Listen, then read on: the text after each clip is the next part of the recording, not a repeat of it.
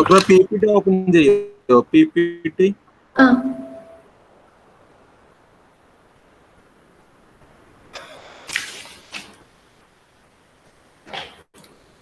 കിട്ടുന്നുണ്ടോ? Full screen കൊടുക്കോ?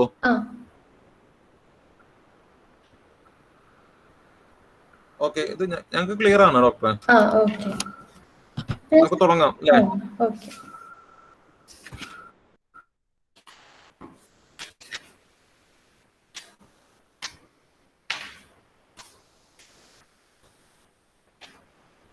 Good evening, everyone. I am here to present disease of liver and pancreas. Moving to anatomy of liver. Surgical anatomy. Liver is covered by a fibrous capsule which is called Glissen's capsule. That is, liver is having a covering called Glissen's capsule. And in adult, the normal liver extends in the mid-clavicular line from approximately 5th intercostal space down so slightly below the costal margin. Livers weighs about 1.5 kg and have a wedge shape. Mainly, the liver is divided into two lobes, the right and left lobe, through a plane connecting the inferior vena cava and the gallbladder fossa. The left lobe is again divided into caudate lobe and caudate lobe. Other supportive structures are right triangular ligament, left triangular ligament, and falciform ligament. Mainly, the liver is having two lobes, that is left and right lobe, and the right lobe, through right lobe, the inferior vena cava is piercing inside into the liver, and the falciform ligament also dividing the two lobes. And it's a unique organ that is a dual blood supply. Dual blood supply means hepatic blood flow, almost 1500 ml per minute. That is, dual blood supply means portal vein and hepatic artery. Both the supplies are there in liver. 80% of the blood supply is through portal vein, and around 20% is through hepatic artery. Liver derives nerves from both sympathetic and parasympathetic system. That is, sympathetic, mainly in sympathetic nerve derivation, the ganglion from T1 to T derived, and parasympathetic system, right and left vagus nerves are mainly deriving to the liver. Functions of the liver. Mainly, we have many functions of the liver. Here I am including some of the functions. The one is secretion of bile, synthesis of major human plasma protein. Then liver plays important role in glucose metabolism, and it also plays drug and hormone metabolism. That is, the one of the main function of the liver is the secretion of bile. That we all know that it secretes the bile, and here only the synthesis of the human plasma protein occurs. And also the glucose metabolism also occurs in the liver only, and the drug we consume and the hormone metabolism, everything happens in the liver only. And the formation of urea from protein catabolism also one of the function of the liver. Removal of gut endotoxins and foreign antigens, liver act as the first filter. Removing the endotoxins and foreign antigens, liver help in the cleansing of the body. And clotting factor synthesis is also one of the function of the liver. pH balance and correction of lactic acidosis is also another function of the liver. And glucose metabolism, glycolysis, and glucogenesis are also the function of the liver. It also helps in the maintaining of body temperature. And it also helps in storage of vitamin B12, vitamin A, vitamin Cu, and vitamin iron. Like that functions also liver have. Liver plays an important role in the destruction of bacteria. These are only some of the functions. Many more functions are done by the liver.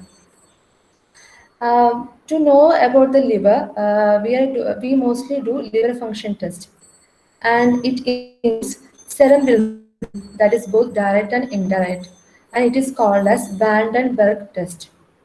And another one is serum albumin, globulin, and albumin-globulin ratio. These are the main things we check in liver function test to know how the liver functions. If any abnormalities are there, these values will be varying. And serum albumin is the indicator of chronic liver disease. Moving to diseases of the liver. Liver abscesses, that is hepatic abscesses. Mainly two types of hepatic abscess are seen. That is by pyogenic organism causing pyogenic abscess, that is PLA, and by Entamoeba histolytica causing amoebic liver abscess, ALA. These are the two types of liver abscesses that we see commonly in all the humans. First one is pyogenic liver abscess, that is PLA. Liver abscess may result from this infection can occur through portal vein as occurs in appendicitis or diverticulitis. Like in appendicitis and diverticulitis, it is mainly the infection of the organ which leads to the such condition. Like that, in liver also, this infection occurs through one of the etiologies through portal vein. The infection occurs into the liver, which leads to pyogenic liver abscess. And the other way of occurring infection is through the biliary tree, that is ascending biliary infection, as in cholangitis. Like cholangitis, it can come through biliary tree also. Another way is through hepatic artery, as in sepsis or generalized septicemia. In sepsis condition or in generalized septicemia, the infection occurs mainly through hepatic artery, not through the portal vein or biliary tree. It's mainly through hepatic artery. So this pyogenic liver abscess occurs through all this way. The infection can enter into the liver and which can lead to abscess formation. Another etiology is via direct extension from the neighborhood, such as advanced cholecystitis and subhepatic. Then another cause of infection is the hepatic trauma. Through trauma also infection can occur and which can lead to pyogenic liver abscess. The most common discovered from liver abscess is E. coli. And much more infection also occurs through many other bacteria.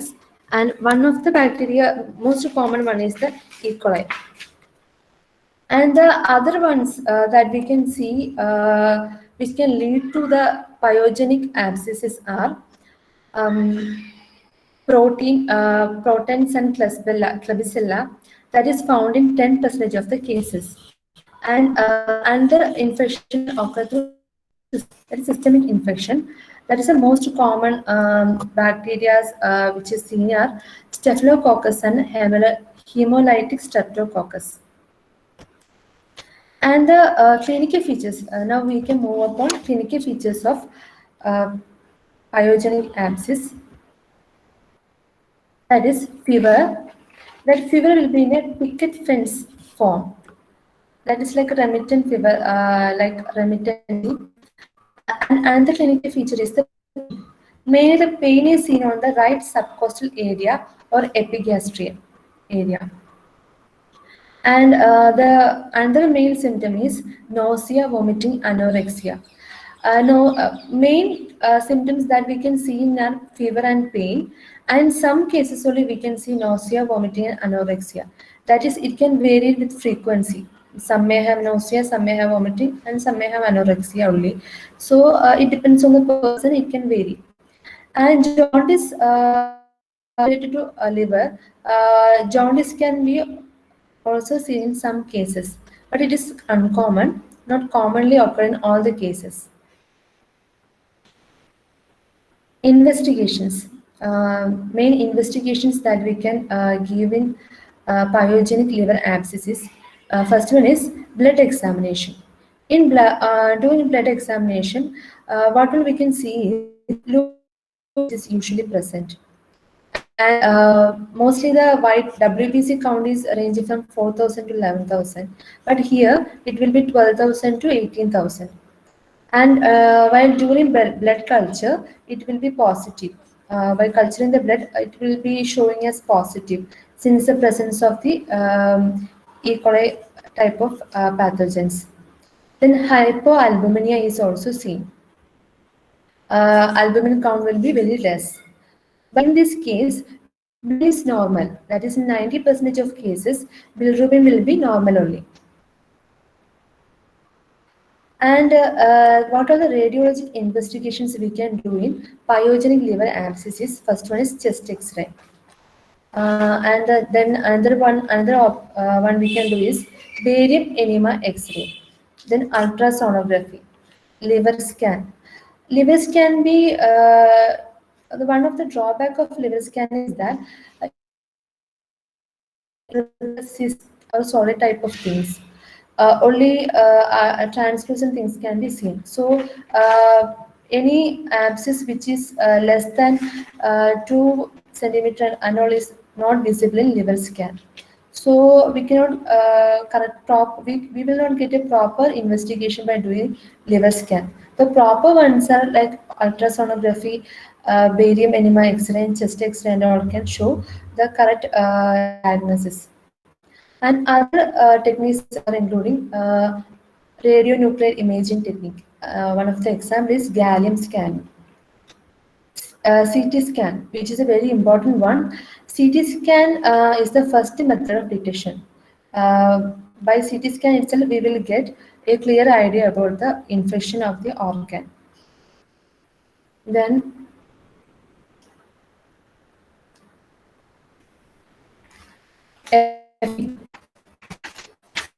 aspiration is the FNAB, final aspiration biopsy, that we have to take the fluid by aspiration and we have to go for a culture in that. Then another investigation is the angiography. While saying about the clinical features, this pain is mostly seen in the right subcostal area or epigastrium. And it, in some cases, it can, in some of the patients says a radiating pain towards their right flank, shoulder, and on right side of the neck. In some patient we can see like that. And in some patient used to say about the fever, like with fever with headache also. So if a patient come to you with fever and with a headache also, we can offer such investigation to rule out this condition.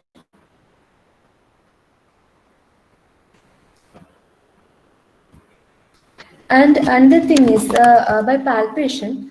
Through palpation also we can see by the enlargement of the liver, we can see we can diagnose the condition. Like if any infection is there in the liver, by palpation the liver will be enlarged and tenderness will be observed. And the treatment that liver abscess is antibiotic therapy. Antibiotic can be started before surgical intervention. That is, if any infection is very severe, we have to go for a surgical intervention. So if you want to start antibiotic therapy, we have to start before the surgical procedure itself. Mainly it antibiotic act upon gram-negative bacteria and enteric anaerobic. So we have to start it early itself. Then another one is the surgical drainage. That is, surgical drainage can be done mainly in solitary abscess and for a large multiple abscess. The abscesses may be drained percutaneously under ultrasonography or CT control. That is, if we, without knowing where the abscess is, if we go for drainage, it can be gone for wrong. It can be wrong. So better to go for a or CT control. With that, observe the abscess and go for a drainage. Next one is the second one is the amoebic abscess. That is like pyogenic liver abscess. Another form of abscess in the liver is the amoebic abscess. Amoebic abscess is a complication of amoebic dysentery. One of the things I want to explain here is most amoebic abscess in the patients who have an amoebic dysentery case. But In certain cases, without amoebic dysentery also, certain people used to have amoebic abscess. So you have to go for a proper investigation and blood examination to rule out that. And in amoebic abscess, some of the patient, after the dysentery itself, they will get abscess. In some cases, after month or after year also, this abscess can occur. So I'm taking the history to ask if any such history of occurring of amoebic dysentery is there with the patient. If you have a doubt upon such abscess formation in the liver. And the pathology is, main pathology of amoebic abscess is endoamoeba histolytica. Endoamoeba histolytica pass from the colonic lesion via the portal vein into the liver. Usually the upper and posterior portion of the right lobe are affected. And this disease can be divided into two, that is amoebic hepatitis and amoebic abscesses. Amoebic hepatitis is a type of diffuse involvement of the liver characterized by increased lymphocyte mononuclear infiltration, fatty changes, and lysis of the hepatic cells. In this amoebic hepatitis is a condition where the only proven amoebic lesion of the liver is the amoebic abscess. When the actually the hepatitis, there is no proof for the occurrence of amoebic hepatitis, since it's like some characters are some symptoms are only manifesting, but while examination we will not get a correct proof on the amoebic hepatitis. But in the case of amoebic abscess, we can prove by various method of investigations. Like when the endoamoeba enter the liver infection begins with intrahepatic portal thrombosis and infarction. The cytolytic activity starts and leads to liquefaction of the surrounding stromal and parenchymal structures. That colonins of the such small necrotic areas result in the formation of large single abscess. In 30% of the cases, more than one abscess is seen. So on investigation, we can find the abscess formation. But in hepatitis condition, no such formation will be there. Only the symptoms will be there. The liquefied material within the abscess is characteristically viscid and transparent. The content is a mixture of RBC, leukocytes, broken down liver cells, and this looks chocolate or reddish brown color. Such pus of amoebic abscess is variously described as chocolate sauce or anchovy sauce.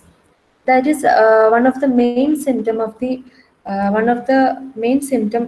that we can amoebic abscess is the chocolate sauce condition or anchovy sauce,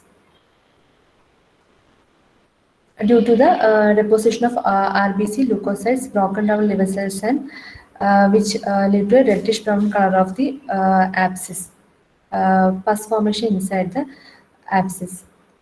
Clinical features of the amoebic abscess is fever, liver pain, and weight loss and anemia. This weight loss and anemia will be seen on the early stage, and fever, liver pain all occurs in the later stage only. So, if any patient comes with a weight loss or anemia, you can go for a such an investigation of occurring of any amoebic abscess formation.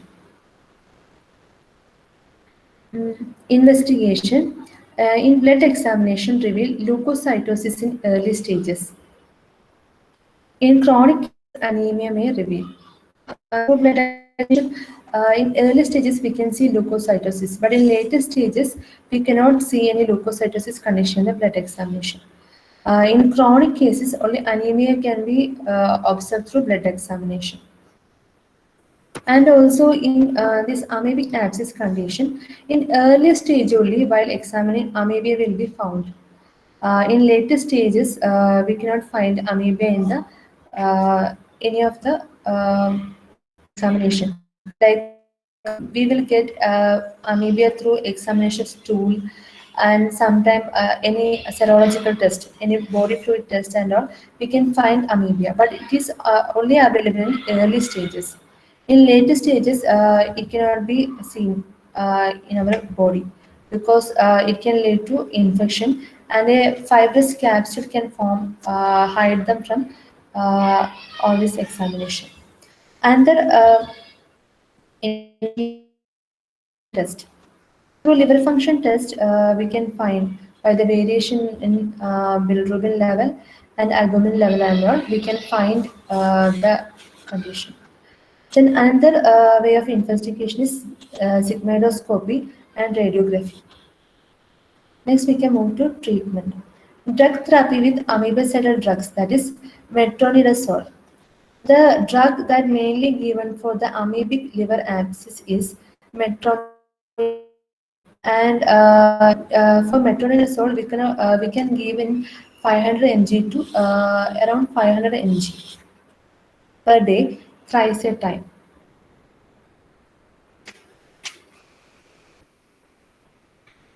And by orally. For large abscesses, the abscesses will be in varying condition, like from small to from minimum. The abscess condition is 2 centimeter, like so from small to large, we can go for treatment. For small one and all, even drug therapy is enough for the curing of the disease. In large abscesses, aspiration is needed. Next, we move upon neoplasia. Neoplasia is another condition of liver. In neoplasia, mainly we can deal with benign neoplasm and malignant neoplasm. In neoplasm, one mainly commonly seen condition is hemangioma. That is the most commonly seen in benign neoplasm of liver. Usually, a cavernous hemangioma is seen and commonly seen in females than in males, as the ratio is 5:1. Hemangiomas are seen mostly in solitary form, usually associated with fecal nodular hyperplasia and cyst of liver and pancreas. This nodular hyperplasia we cannot see in all the cases. In certain cases, only around 10% of cases is seen with fecal nodular hyperplasia and cyst of liver and pancreas. The one problem is one main thing about hemangioma is it is symptomless. So for diagnosing it, on later stages only these hemangiomas are diagnosed because of the symptomless. Investigation done by ultrasonography, CT scan, and hepatic arteriography. The most complication seen in benign neoplasm, that is hemangioma, is rupture with intraperitoneal hemorrhage, mostly seen in children and pregnant women, and large tumors in infants associated with arteriovenous shunts, which cause congestive cardiac failure. These are the mostly complications are seen in children and pregnant women only, like this rupture with intraperitoneal hemorrhage, and which is associated with arteriovenous shunts, which cause congestive cardiac failure. The another benign tumor found in liver is adenoma, which is composed of hepatocytes. Main complications seen in adenoma are hemorrhage and necrosis causing rupture. Most commonly seen are hemorrhage. And focal nodular hyperplasia have often been considered along with adenoma. Like previous, here also in some cases only focal nodular hyperplasia is seen. Mostly the complications seen are hemorrhage and necrosis causing rupture only. This is adenoma is also usually seen in younger women. It can occur to all the age group, but mostly seen in younger age group, and it is also symptomless. Few patients are complained of pain or lump in abdomen. Um, the investigation done are CT scan and arteriography. Management. If patient using contraceptives, if the patient is using any contraceptives, we can advise them to stop it. If a lesion if lesion had not ruptured, operation can be avoided. Since it's a benign, it is not much harmful. If it lead to any complications, we can go for a surgery. Next one is the malignant tumors or malignant neoplasm. And here malignant neoplasm is mainly divided into two. That is, two varieties are seen in liver. hepatocarcinoma and cholangiocarcinoma. Hepatocarcinoma. Hepatocarcinoma, the etiology, the etiology is not clear actually. And no etiology is actually said for hepatocarcinoma. It's an unknown etiology. And predisposing factors which lead to hepatocarcinoma are hepatitis B, alcoholic cirrhosis, hemochromatosis, low protein intake, alpha antitrypsin deficiency, and blood group of having B. These are the predisposing factors which can lead to hepatocarcinoma. And the most clinical features that we see is weakness, malaise, upper abdominal pain. That is, this upper abdominal pain will be dull and persistent, not like severe pain. So it is very hard to diagnose properly. So, and another clinical feature is weight loss. In most of the carcinoma conditions, that even in benign or in malignant, one of the symptoms that we can observe is the weight loss. Jaundice is seen in 1/3 of the cases. Investigation that we can do is blood examination, straight X-ray, radionuclide scan, ultrasonography, CT scan, splenoportography, and laparoscopy. And treatment is the only treatment for malignant carcinoma is surgical excision. If it is solitary or localized, we can go for a surgical excision. According to the position of the lesion, segmental resection or lobar resection may be performed. Next one is the cholangiocarcinoma. Another common carcinoma, malignant carcinoma seen in liver is cholangiocarcinoma.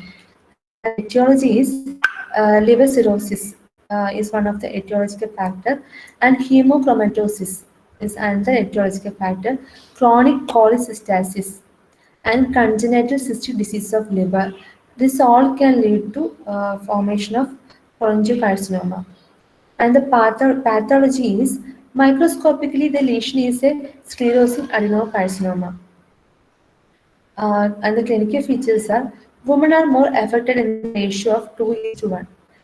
Both the genders are affected, but women are more prone to cholangiocarcinoma. And the symptoms are main symptoms seen are abdominal pain, that is dull and dull pain will be seen in such condition. Fever will be there, pruritus will be there, jaundice which is uncommon, not seen in all condition. Slight hepatomegaly is common in all the carcinomic conditions. The treatment that we can give is only surgical excision. No medication can cure the condition. Next disease here to explain is portal hypertension. Portal hypertension is defined as an increase in portal vein pressure above the normal level of 5 to 10 mmHg. Normally, in all the portal hypertension, the patients come with a portal vein pressure more than 50 mg. So the normal range is 5 to 10, but more commonly seen cases, it will be above 15 mmHg. It is due to obstruction somewhere in the portal vein or its tributaries. Any obstruction can lead to any obstruction of the portal vein or its tributaries can lead to portal hypertension. And its etiology is various causes of portal hypertension can be classified. Mainly 3 types of portal hypertension is there. That is prehepatic, hepatic, and posthepatic. In prehepatic, the causes are congenital atresia, thrombosis, and recanalization of portal vein, trauma, and extensive compression caused by adhesion, tumors on the portal vein, isolated splenic vein thrombosis. This all can lead to prehepatic portal hypertension. In hepatic area, the hypertension occurs due to post-necrotic cirrhosis, biliary cirrhosis, Wilson's disease, congenital hepatic fibrosis, infiltrative lesion, and schistomiasis. This all condition can lead to hepatic portal hypertension. And post-hepatic, failure of right side of heart may be caused by tricuspid valvular incompetence and constrictive pericarditis. Then one syndrome called Budd-Chiari syndrome. This also can lead to portal hypertension of post-hepatic area. And the investigations we can do is blood examination. In blood examination, we can see the anemia, anemic condition, leukopenia, coagulation defect are common due to thrombocytopenia. We will get from the blood examination. On liver examination, a liver function test, serum albumin, SGO2, SGPT, alkaline phosphatase estimation will be raised in this condition, in portal hypertension. An endoscopy of upper gastrointestinal can lead to the we can see by doing endoscopy on upper gastrointestinal area, we can observe the hypertension or obstruction. So that you can see the obstructions. That is one of the causes of the portal hypertension. On radiology, mainly the radiology, what we can do is upper gastrointestinal barium examination and liver angiography, which shows any obstructions which lead to portal hypertension. And management is resuscitation is the first management of portal hypertension. And diagnosis, proper diagnosis means which obstruction lead to portal hypertension. That we can done endoscopy. Then some specific treatments are there for the management of the portal hypertension. That is vasopressin. Vasopressin can be given to reduce the portal hypertension. Another treatment is balloon tamponade. Then transhepatic vessel embolization, endoscopy, varicose sclerosis are certain specific treatment that can decrease the portal hypertension.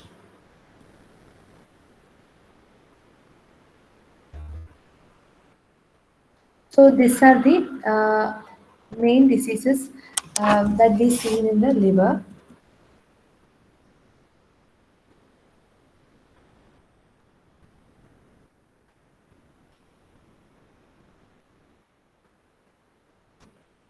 Next, we can move on pancreas. Anatomy of pancreas. So we can see that pancreas is a soft transversely the posterior wall behind the stomach, extending from duodenum to the spleen. It has mainly four parts, that is head, neck, and body and tail. The head is lodged within the curve of the duodenum, and neck is about 2 cm in length, and its anterior surface is covered with peritoneum and supports the pylorus with the omental bursa and interventi.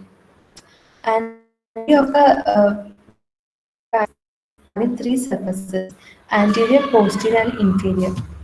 And tail is narrow and is contained within 2 layers of lienorenal ligament together with splenic vessels.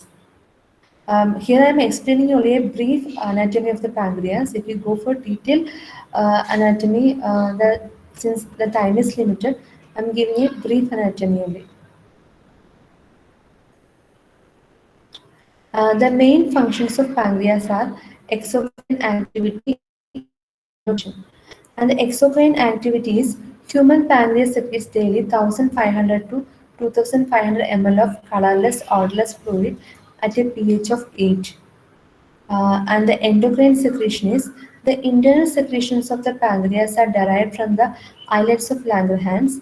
The individual islets is 100 to 150 mm in diameter. These islets consist of beta, alpha, delta, and PP cells. So today coming here, only this liver diseases and pancreas anatomy today I am explaining.